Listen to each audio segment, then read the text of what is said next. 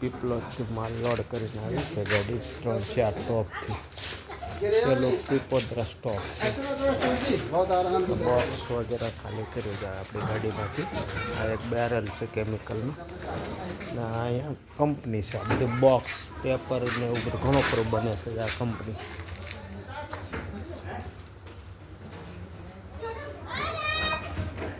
બધા cover પેપરના box કે મીઠાઈના ને એવું ને બધું બને જા